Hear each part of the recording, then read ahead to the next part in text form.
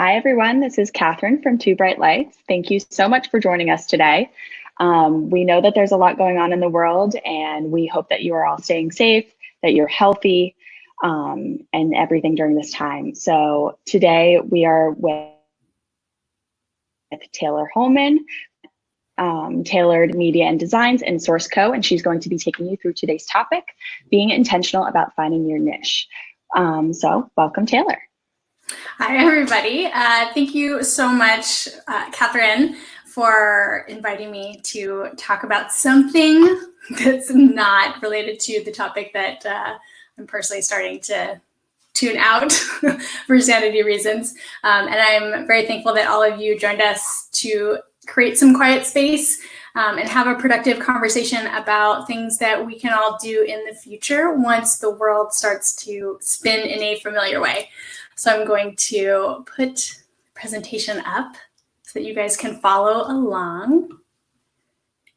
And so today we are going to talk about finding your niche with intention and how to define goals, find a path, and ultimately build a unique business that's based on your expertise. And as Catherine introduced me, my name is Tayler Cusick Hollman, and it is an absolute pleasure to meet every one of you today. I am a marketing consultant and copywriter for wedding professionals and businesses. And as she mentioned, I am one of the 4 co-founders of Source Co. That's a styled stock photography company. And some of you might have some of our acrylic styling blocks in your flat lay kits. And my niche, or niches, are working with female-owned wedding businesses and business-to-business marketing in the wedding industry. Very niche. Never would have guessed I would have ended up working in those spaces, but that is my happy place. And before we dive in, I just wanted to hit pause for a moment and check in with you all and ask how you are doing. I have been focusing most of my time and energy right now on creating free resources to help you through this very weird time. So if there is anything in particular that you would find helpful to communicate with people or just come up with an action plan or strategy, don't hesitate to send me a DM or shoot me an email with ideas, because like I mentioned, I am basically spending the majority of my time trying to create things that you guys can all lean on. So while things may not be going as planned right now, we can all take this time to work toward making it as good as it can be. And so I just wanted to leave you with that before we dive in. Okay, so how do you find and subsequently crush your niche? Today we are going to be talking through these questions to help you come up with an action plan for yourself to execute over the coming weeks. And I really encourage you to set some time aside to start making moves on these things. That is one of these few silver linings that we can lean on right now, is having a little bit more time to work on those business tasks that just continually get pushed to the end of the task list, that every time I rewrite mine, it still pops up. I'm sure we all have our personals. But so today we're going to talk about what exactly a niche is and what it isn't, how you can develop one, how you can communicate it, and then lastly, how you can grow within that niche.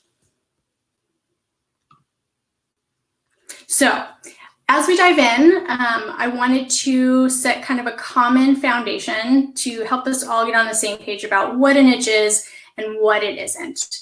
And first off, building a niche is about building a business that's founded on your expertise and not on your favorite client. And while we all want to do work for the clients who have been our favorites over the years, we can't actually clone them as much as we want to. So when it comes to building and developing your niche, really the goal here is to understand what about working with these favorite clients can be replicated. And that way you can actually start to identify common threads. These common threads might be personality traits that your most successful working relationships, with clients have. It could be things like the type of services that you repeatedly get booked for. It could be the aesthetics that you're asked to create in, or even budgets or locations. The next thing about building a niche is understanding that it's more about finding your sweet spot as opposed to figuring out what's most unique about you. This is kind of I think a different take on niches. I think people usually use the word niche almost interchangeably, like they would, insert the word unique. But when you're looking to define your business around a sweet spot, that is the intersection of you enjoying what you do and being able to make money at it. So that, to me, is the sweet spot that you should be trying to develop your niche around. We often hear things about, building businesses around what you're passionate about, but it takes more than passion to build a niche business. And lastly, your niche also requires that you have the confidence to sometimes say no to certain opportunities that might make you stray from your big picture goals. And so, for example, that might be photographers declining to do family shoots, even for clients that they loved shooting their weddings or engagement sessions for. Or wedding planners, this might be you declining to travel for someone who's wanting to book you for coordination. So you just need to be able to make sure that you're continually working toward booking business and projects with clients who are going to help you build your expertise and work toward those big picture goals. But with all of that said, I think it's important to remember that it's okay to say yes to work because you need the paycheck, right? When I first started my business, I provided every service under the sun. And at this point, I have niched down into a very specific set. But sometimes you just have to build the business and book the business in order to get to the point where you can start developing a niche. So I just wanted to remind everyone of that. All right. So how do you develop a niche? And before we jump into these action items, I wanted to chat through a few things. The first thing that I want you to explore is kind of stepping back and doing a little bit of a self-scan or, financial check on what your needs are. Because when you are developing a niche, essentially what you're doing is you're narrowing the field for yourself. And so it's really important to understand what the revenue or income needs of your business are in order to satisfy your household, right? So if you are not in a position right now to decline any work, which I think a lot of us are in no position to say no to someone who's going to offer us money, again, that's okay to take that work. These financial needs are going to help inform the way you make decisions about what projects you are taking on as you move toward building that sweet spot. The other thing that I want to encourage you to do is to understand what the addressable market is for your niche. And oftentimes niches can be very small, again, because you're trying to find a very specific point where your expertise meets a point where someone will pay you for the service. And just because it's small doesn't mean that you shouldn't do it. It just means that you should really lean back on the financial goals that you have set up for yourself. So the way you can start to understand the scope of your addressable market is by figuring out how many Google searches someone does for keywords and phrases that would describe what you do. And you can do this by opening up Google AdWords and searching for the words and phrases that you think someone would look for. This is also a great way to just in general start your SEO keyword research. But for example, like a photographer might describe their niche as documentary style wedding photography, or a planner might be located in somewhere that's not like a big metropolitan area, but specializes in destination weddings.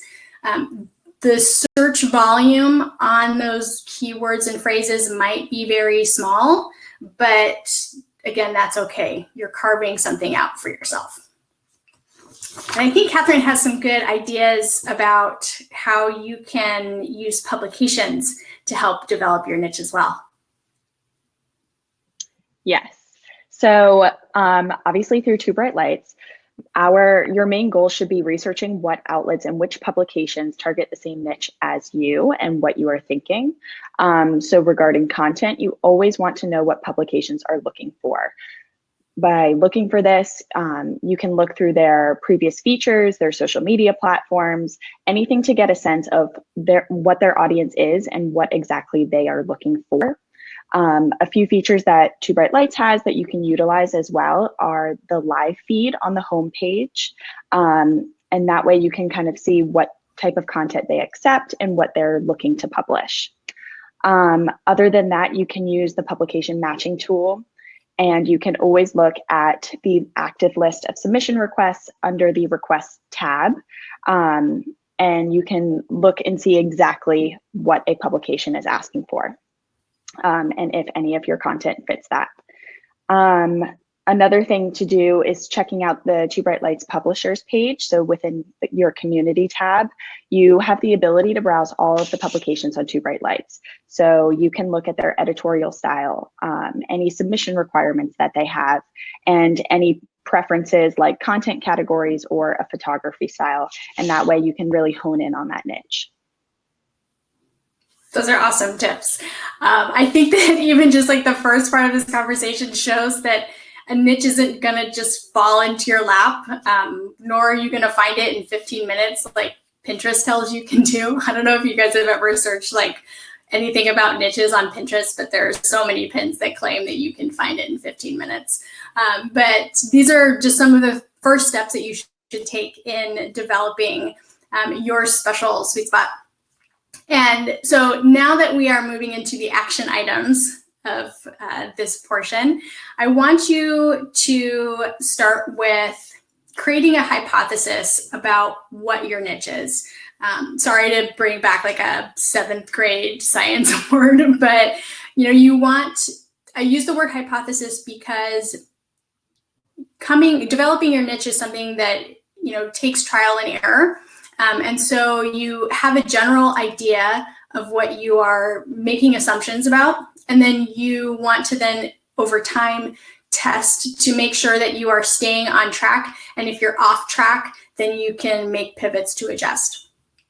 So while your niche is much more than 3 words or phrases that you would use to describe your business, I actually think that that is a really great place to start this exploration. So if you're taking notes, I want to encourage you to do this exercise. You can do it. I don't know that you can do it in the next 10 seconds, but just jot it down. I want you to write down 3 words or phrases that you would use to describe your business. And this is something that in all of the copywriting projects that I work on, this question is in the intake form because it helps me as the writer understand what exactly someone is looking for. So I actually went through and pulled some recent words that clients had given me. And a photographer recently told me that her 3 words were polished, emotive, and luxury. And a planner recently shared sophisticated, modern, and reliable. So those words are very abstract, but they still help to put up guardrails that you can then make sure you're keeping all of your efforts within. So once you have these 3 words or phrases, the next thing is to start writing a few questions to help you come up with this hypothesis. And your goal here is to just have a clear understanding of where you're trying to push your business. So questions like, that you need to ask yourself, what really is your expertise? And it can be, something that's very specific, like, one of my niches, as I mentioned earlier, is B2B marketing in the wedding industry. If I wanted to get even more niche than that, I could talk about B2B marketing for wedding technology businesses and startups, right? Like, that's so niche, but that is one of my expertises. So you want to start asking yourself those questions and documenting your answers. The other thing is figuring out what your best working relationships with clients have been like. And then also really understanding what your artistic goals are.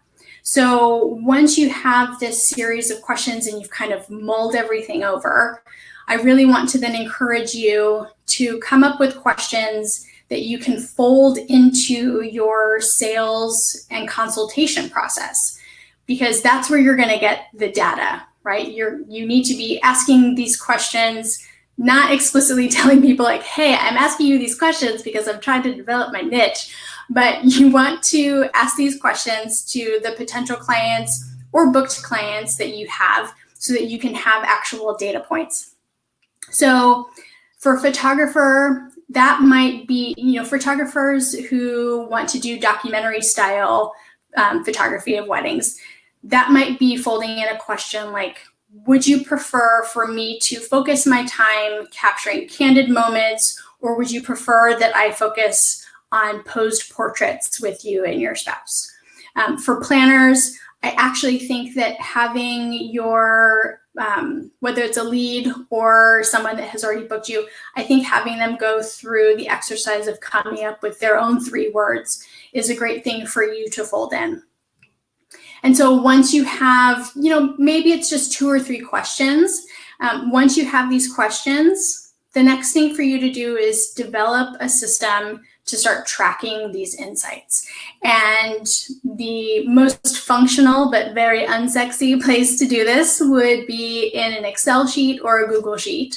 And you can open one up, and on the left column running down the side, you can put in each of the qualities or individual questions that you're asking people. And then running along the top and down the columns would be the names of the couples. So then as you're going through and you're getting answers from people, you can just simply put X's in boxes. So like Jim and John answered, or like, you got these data points from them, and then Mary and Bob did. Those are like the most lame names ever that I just came up with, but hey. But the point is so that on one document, in just a clean, like a quick view, you can see where the clusters of common threads are. And again, then you have some real data to move forward with pushing your business into a niche space. So the last thing that you should be doing here is creating a timeline with documented goals for each of your efforts. So, tying this back to this financial needs, if you really only have the capacity to book, 2 or like try to book 2 weddings that are within your niche, as opposed to just needing to book 10 or 12 weddings total, you want to have that kind of stuff documented. And know that just like a lot of other aspects of your business, that your niche is a living, breathing thing. It's a bit of a moving target, so you got to stay light on your feet. Don't get complacent or too comfortable with everything, but know that over time that this is just a part of the journey of being a business owner, and everyone is along for the ride. Okay, so now that I just peppered you with some to-dos, I'm going to pepper you with some more to-dos. But these ones are about how you can communicate your niche. And the first place is on your website through the copy. And the very first thing that you should be doing is including a brand positioning statement on the homepage of your website. And a brand positioning statement is just a fancy way of saying it's the first few words that you put on your website that define who you are and what you do. So right out of the gate, you want to make sure that you are making it clear to the world who exactly you are and what exactly it is that you do. You might be shocked I was pretty shocked, and I am continually shocked that, I can visit someone's website and not immediately understand, like, are they a photographer? Are they a planner? Florists, you can usually just tell by the images, but sometimes photographers and planners, you actually have to scroll to understand what exactly they do. So call it out right out the gate. The next place that you should be really talking about your niche on is your about page. And while your about page is about you, obviously, it's also very much about your potential clients. And the reason that is because they're visiting this page not only because they're curious to get to know you as a person, but this is one of those pages where emotionally and psychologically, they're going there to judge you, right? Not to judge you whether or not you're a good person, but to make judgments about whether or not they're going to continue looking at other pages of your website, or if they're going to actually go through with making an inquiry.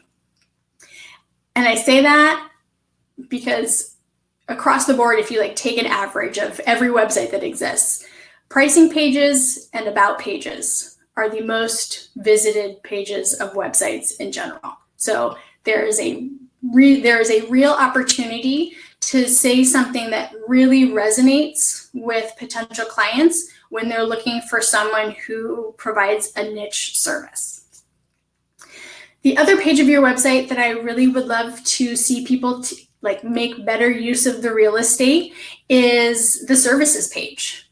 And so I really love incorporating verbiage that says our happiest clients, after each of the service descriptions that you write on your service page. And again, it's really just an opportunity to reiterate this common thread, to communicate, this is my specialty, and this is what you should hire me to do.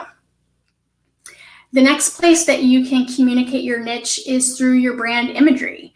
And if there is even an implicit way to show your niche, I really encourage you to do it.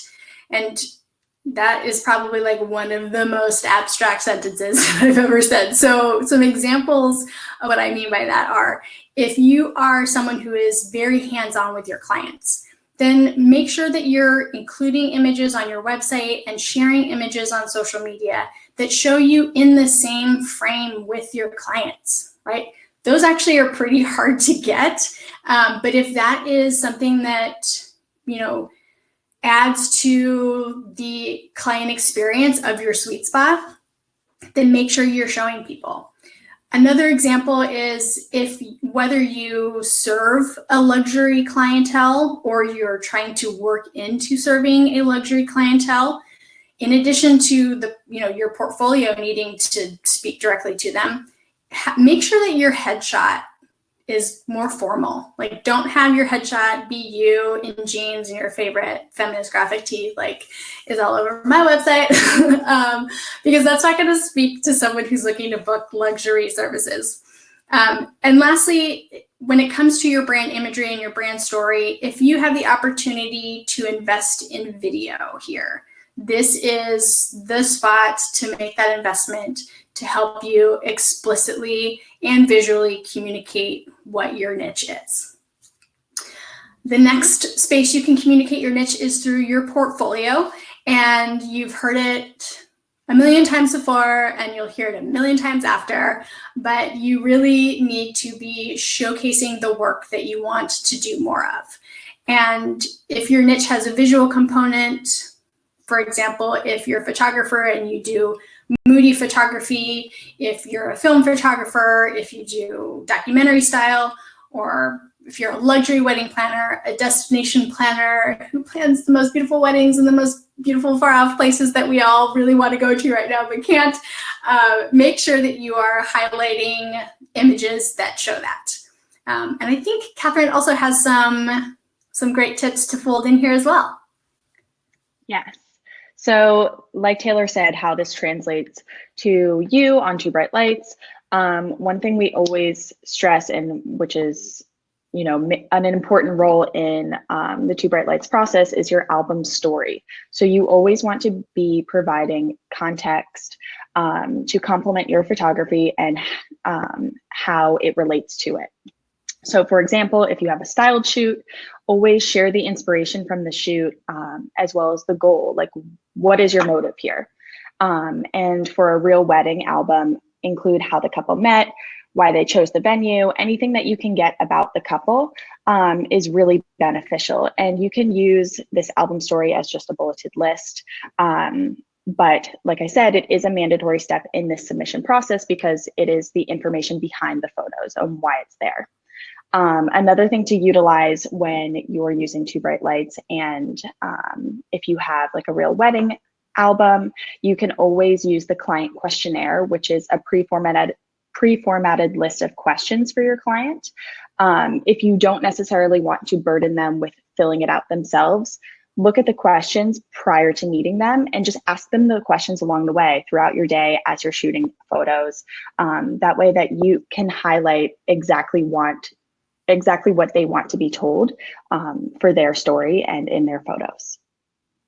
I love that idea of folding it into their questionnaire because that is one of the things that's like so hard to get couples to complete after they've gotten married and they're like, I'm done, I'm not doing this anymore. I love that idea. Pro tip for myself. Yes. So the last place that I really think, again, is very underutilized, but so important to help you communicate your niche is through the reviews that you share. And, when you are, I think everyone to varying degrees struggles with talking about themselves and how cool they are. So why not use your previous clients' words to communicate how awesome you are at your job? I was just going to drop some really bad F-bombs there, but I refrained. So when it comes to sharing reviews on your website, I want you to think past limiting yourself to a love notes page. There are different areas of your website where including reviews can be extremely powerful. And so I want to encourage you to include a pull quote, meaning not the full review from a client, but just like, I don't know, 5 words is probably too few, but no more than a dozen words from a review, and your best review, put that on your homepage. Other pages that you should be putting reviews on are your gallery pages. You're already showing these successful outcomes, right? And beautiful work. So why not put the couple's actual words next to these beautiful images? And the last page is your service page. Underneath, if you don't want to do the Our Happiest Clients bit that I had mentioned earlier, you can a short quote from a client who booked you for that particular service. But reviews are really powerful. It's one of the, to read reviews, or that doesn't make sense. I need more coffee. Reading reviews is one of the main reasons that couples go to your listing on The Knot or Wedding Wire, right? Like they want to see that. They're very important. So don't limit yourself. Pepper them strategically throughout all of your brand communication. And the bottom line in communicating your niche is that it really needs to permeate everything all the time, anywhere. Don't be afraid to, if you feel like you're talking about it too much, that's probably because you're doing it the appropriate amount. If you're not talking, if you don't feel like you're talking about your niche too much, you're probably falling a little bit short or selling yourself a little bit short. So just say it all the time to all the people. Okay, so how do you grow within a niche? First off, you talk about it. Like I said, be okay with feeling like you are a broken record and sharing about it all the time. Whether you're writing blog posts, whether you're writing captions for social media, whether it's refining your elevator pitch, you should be including information about your niche in every piece of brand communication. You also should be talking about it in person when you're having conversations with whether it's potential vendors that you can partner with, or even just family and friends, and helping them. They probably already don't really understand what you do. I don't know, my family doesn't understand what I do, but when you're having these conversations and helping people to understand what it is you do for a living, make it clear the type of client who is perfect for you, or what your sweet spot and your specialty services, and ask them to refer you to client or to other people that they might come in contact with, and those people are needing to book someone like you. The next thing is I want you to finally, please take SEO seriously. I know that a lot of people are just like, it's too overwhelming.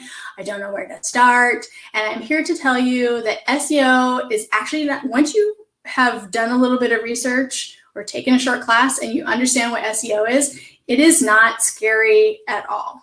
So what I want you to do is to figure out targeted keywords specific to your niche to fold into your website, just as you would more generic ones like, New York wedding photographer or destination wedding planner.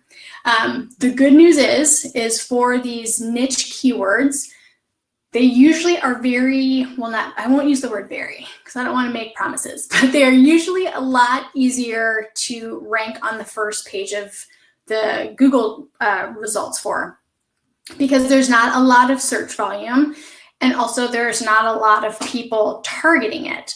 So, if you are coming up with this very targeted keyword, even if it only has 50 searches a month, you likely can't service 50 people in a month. So you only need to book, a handful to have a thriving business. So don't be afraid to get really niche with some of your keywords, but in terms of where you're using them on your website, I want you to use the niche ones on your about page, on your contact page, and on any portfolio or gallery pages.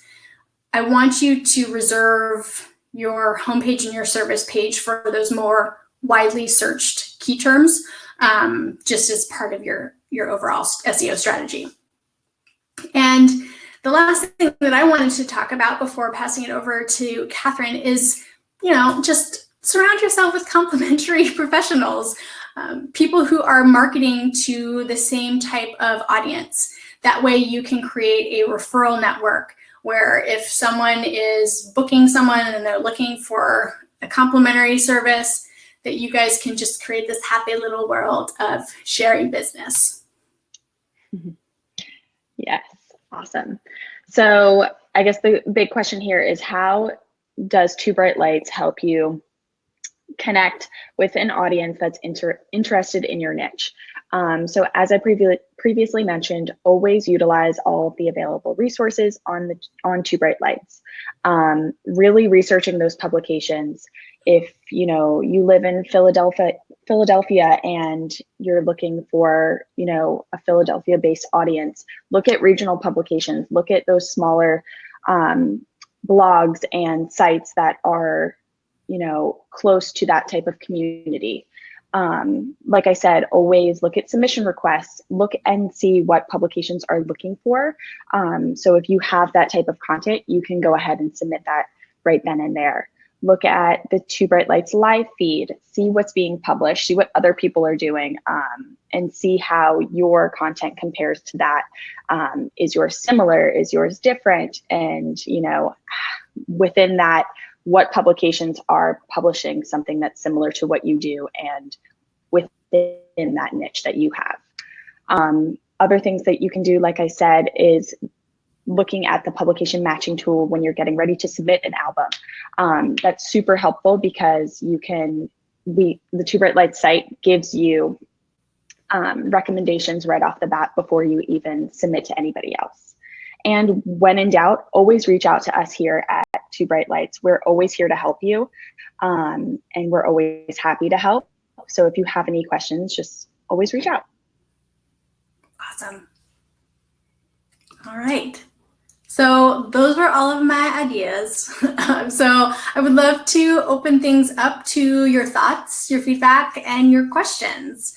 I don't know if I can see questions. Do I click on the chat thing over here? Yeah, I can read through some that came in. So in the beginning of the presentation, you spoke about sometimes we might have to take work for financial reasons that might not be specifically relatable to our niche. What are tips that you have that kind of work into making the most out of your bookings that might not be within that niche that we're trying to hone in on? So even if you are booking business that's outside of your niche, there are still opportunities to like these little micro moments where you can kind of like squeeze in. So specifically, like within a wedding, I'm gonna lean into the experience of a wedding photographer at the moment. Let's say that you are someone who is being hired to, well, no, that's a contradictory one. That doesn't make sense. My example is bust before it even comes out of my mouth. But basically, when you get a portfolio or when you get a gallery of a wedding, I'm making sorry, all of my examples are wedding things. But when you get a wedding gallery, even if overall it's not totally within your niche, there might be specific shots from it that you can pull to help tell the story of like what it is that you would do as if the whole thing were a niche project, right? So looking at detail shots then usually is somewhere where you can tell a bigger story without things fitting into your grand plan. But I would love to drink more coffee and then think more about answering this question, I think more succinctly and with more action items. So I would love to follow up with everyone with more ideas on that piece. Awesome. Sounds good. It looks like we have a question from Trista, and she is asking, is there such a thing as niching down too much? Yes, if you can't book any business, right? Like, there are a few examples. Like, there are some words and phrases that are common within the industry that we would use to describe ourselves that we understand as wedding professionals that couples don't. Search volume for some of these things. Like I Googled or I went in my keyword tracker and looked up photojournalistic wedding photographer, and it doesn't even register, right? But I know that a lot of photographers identify themselves as having a photojournalistic style. So there is a point where you can kind of be cutting yourself off at the knees. And that's why folding in these questions and asking real people who are, inquiring about your services, getting the words that they're using can help you figure out, okay, well, if my understanding of my niche is like way down here, you want to figure out by working with real people who speak just like regular English and not wedding industry English, what that surrounding area is. So you can still essentially get toward working in your sweet spot, but not limiting yourself because you've used the wrong language to try to find people. one of my niches, business to business marketing for wedding industry technology. Like, how many companies are there that do that? Not a whole ton. So it's not always about the number of clients that are in that niche. Sometimes, even though there's only a few wedding technology companies, there's still a larger addressable market than the number of companies, if that makes sense. Awesome. We have another question from Victoria. She said, let's say a photographer is hired, but they are moody, dramatic photographer, but the couple wants an airy, white editorial photography style. How would you recommend somebody handling that? I mean, if you do moody, you probably don't do light and airy as well, right? So this is one of those things where you might have to, depending on your financial situation and also your just like ability to provide them with the product that they're looking for, sometimes there is a disconnect, right?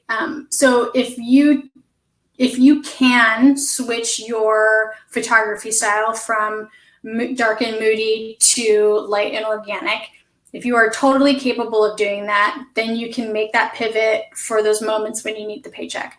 But if you cannot actually provide the service, then, and you're kind of regularly getting asked for, to perform that service, then that's actually a great opportunity for you to pay it forward and lean on that network that you've created for yourself. So you should have within your Rolodex, who half the people that are on this probably don't know what Rolodex is, but in your iPhone contacts, you should have people that you can refer out to. So, but yeah, sometimes you can make the pivot and sometimes you just have to politely say that you're not the right person for the job.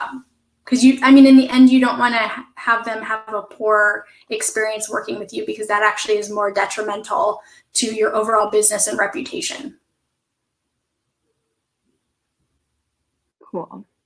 So let's see, another question. Do you have any tips for testing and finding your niche if you're just starting out? Ooh, if you're just starting out.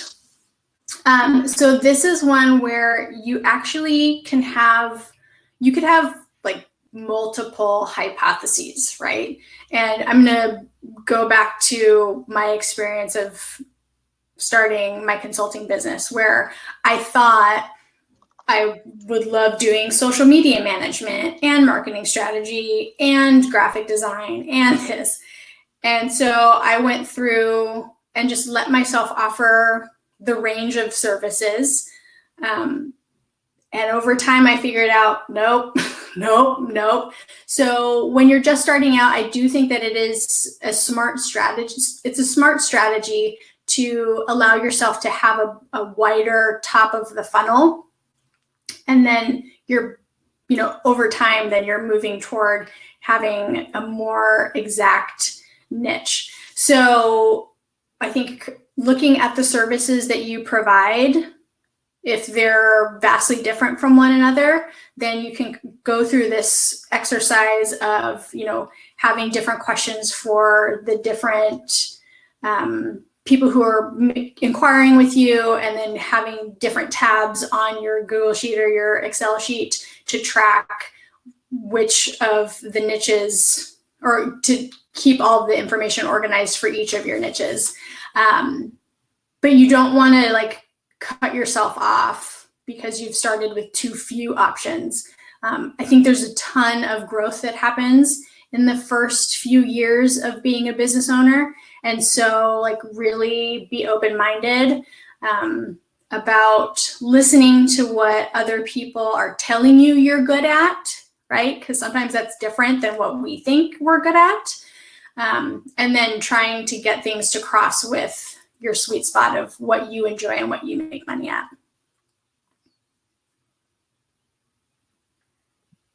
Okay. I think we'll do one more question. So I know you mentioned that you can use a spreadsheet to track this, but do you have any other recommendations or other ways that you could say for tracking ideas and answering your own hypothesis during the process of finding your niche? Oh, existential questions. Like, could you use a journal, or do Yeah, you you could. I mean, recommend like, specifically? yeah, I think one of the other things that you could start doing is you could incorporate this process into your customer maps. And we didn't talk at all about customer maps, but those are essentially, again, living, breathing documents that you keep about your ideal customer type and personality. And so you can, that's another way, if you're less of like a numbers spreadsheet type person and you are someone who enjoys the storytelling aspect of this more, then you can keep that information in your customer maps. And so maybe maybe you create multiple customer maps that are based on the different hypotheses that you have, and you're actively going through and updating these personas with the information that you're getting in more of a narrative style as opposed to X's in an Excel sheet. Yes, sometimes Excel sheets can look a little intimidating. Yeah. I'm like the most basic of basic Excel sheet users. I don't know how to do anything other than like put words and numbers in columns. Yes. Oh, okay. It looks like we got another question. So Victoria is asking, with niche and SEO, why is it better to keep the more broad niche words on the homepage, but the more defined niche words on the About Us or contact and portfolio pages? Yeah, so that is a great question. And it really is just about like how you're going to use the real estate. So when Google has its little robots trolling the internet and doing what they call indexing, which is basically just like filing information about your website, when those bots are going around, they start with the homepage. And over time, the bots will start to index other pages of your website. So if the first one that they're going to find and identify so that they then can return it to the right person who's searching, the homepage really should be that broad one. Gallery pages, I like using those for the niche ones because when you look at a keyword, sorry, I'm like, whoa, with my hands. When you look at your keyword strategy as a whole, part of the goal here is like quantity, well, just straight up quantity. But most people only have like 4 or 5 main URLs on their website. So these really niche keywords, while they're important, they're not like first tier. So, and they're also the ones that you want to have more of. So people tend to have more portfolio or gallery pages because, if you have a main portfolio page, you probably have like all these different tiles for your different weddings, that then when you click through one, it opens up another page that has a whole new piece of real estate for a different keyword in the URL and everything else on the page. So it's a way to like build from the ground up and be satisfying both of the needs of wanting to make sure that at the core of your business, Google understands that you are a wedding photographer, or you are a wedding planner, or you are a stationery designer. And then from that point, then it understands like the more holistic view of what you do. Great. And last question from Autumn. She is asking, should your niche permeate across genres? So for example, if you're shooting weddings, boudoir, personal branding, should that niche fit into each? I don't think that it has to. I'm just sharing an opinion. I don't think that there's a hard and fast answer for this one. I don't think that it has to, but if you have different arms of your business that are like, you essentially have different businesses, right? they don't have to be cookie cutter, but I do think that they need to coordinate, right? So if someone, because you don't want to look spastic, for lack of a better word, you want someone to see all of the things that you're capable of and have it flow and feel good and nice, as opposed to it being like this jarring experience to look at this genre and have it be dark and moody, and then to go over to this place and have it be the total opposite. Humans will have a harder time wrapping their head around understanding what it is you can do for them if you don't make it feel cohesive. Cool. Cool. Okay. I think those are all the questions we have. Awesome. So I just wanted to thank you all for I didn't think that this would go this long. I mean, whenever I do my dry runs, I'm like cranking through all of these slides. So I really, really appreciate everyone taking the time to join us today. A special shout out to Catherine for hosting me, and Gina, who you can't see behind the scenes, but thank you so much for the opportunity to connect with you all and share some information that you hopefully can use in the future to build something positive for yourself. And I would love to stay connected. So these are the corners of the internet where you can find me. My consulting business is at TAYLRD Designs. And then you can also find me as one of the 4 ladies over at SourceCo. Awesome. Thank you so much for joining, Taylor. It was a great discussion, and I hope everybody can take something from it. Again, everybody stay safe and healthy. Thank you so much for joining us. And if you have any other questions, feel free to reach out to either of us.